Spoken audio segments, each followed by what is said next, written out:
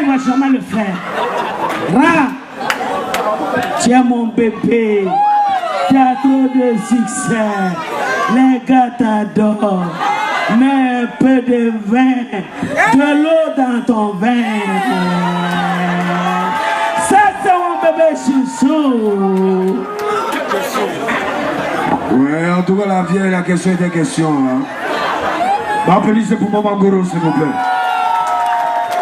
Ok, je laisse le micro au prochain. Voilà. Et baisse ton oreille. Pourquoi Arafat, on dit toi que tu es impoli? Il faut nous expliquer ça aujourd'hui.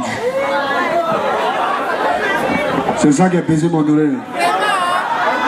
Bon, le Yoruba est impoli lorsqu'une personne qui est plus âgée que moi ou qui est moins âgée que moi, qui ne respecte pas le fait que je sois un artiste et en public me parle mal ou bien me dit ouais, il était vu grandir, il était vu quand tu as commencé, oh, pays ferait bien ici. Non, ça c'est pas un signe de respect.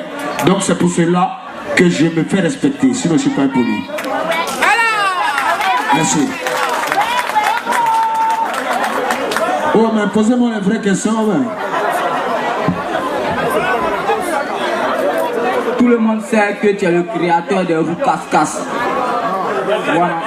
Maintenant, tes roues casse-casse quand tu fais là, c'est trop successif. Faut faire une... Tu fais un concept.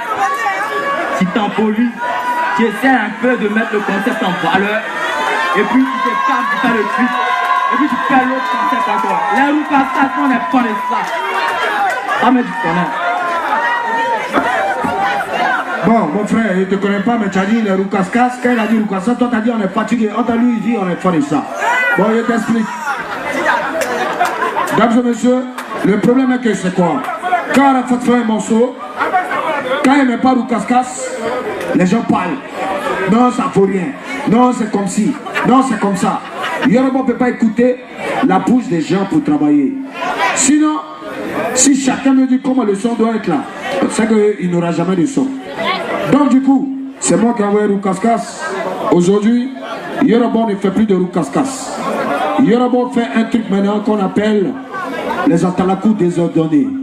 C'est-à-dire que roue casse-casse là, il a fait ça, il s'est fatigué. Moi, il s'est fatigué de ça. C'est pourquoi j'étais assez à l'Alizé, mon cuit, DJ jouait sa musique.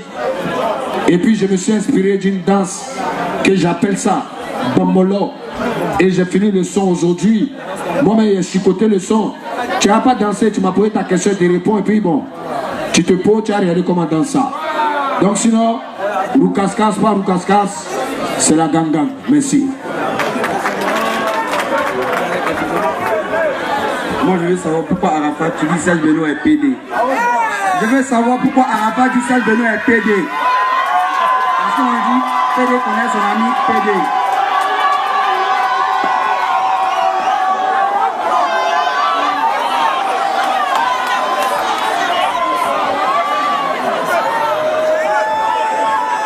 Vous voulez savoir pourquoi il dit Serge Benoît est PD?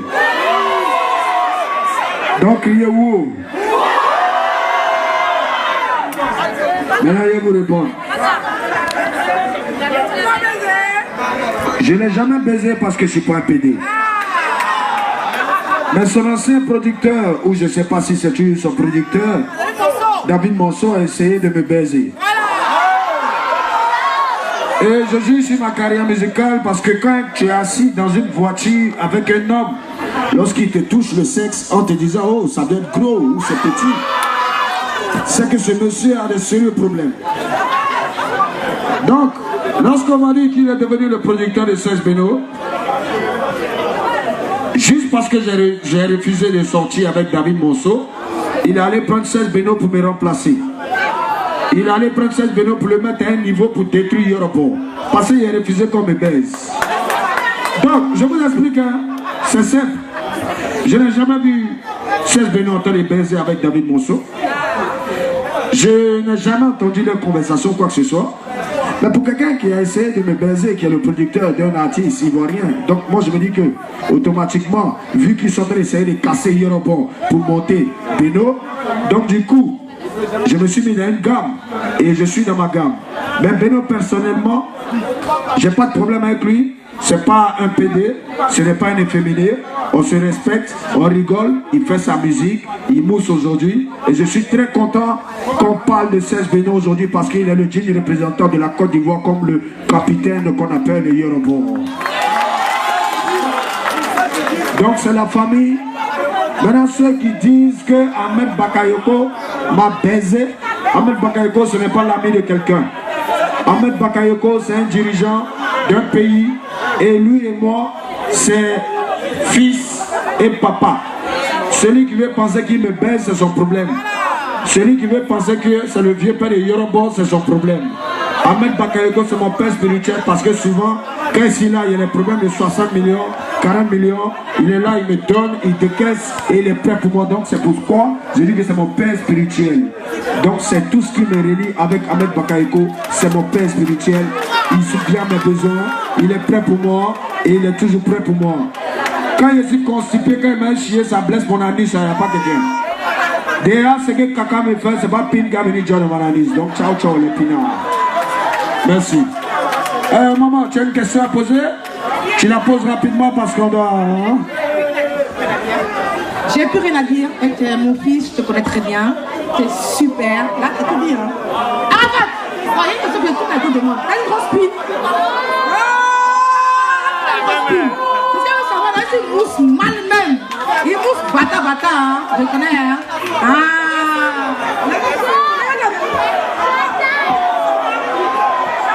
Je vais répondre à sa question. Bon, Arafat DJ, pour les filles... Non, on n'a pas de problème avec Emma Loès. Emma Loès vit sa vie aujourd'hui, on ne parle pas d'elle ici. Hein? On n'a pas besoin de parler d'elle. Mais tu as demandé si elle a une grosse pine. Le Yorobo n'a pas une grosse pine. Le Yorobo n'a pas une petite pine. Si tu veux savoir quelle est la forme de sa pine, viens-en.